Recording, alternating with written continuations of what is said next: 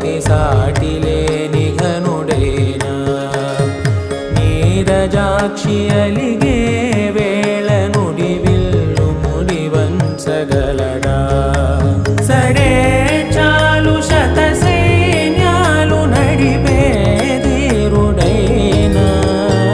వసుధావాణి మిథిలావేణి మది వెనుక పలుకు పలుకులెరుగగల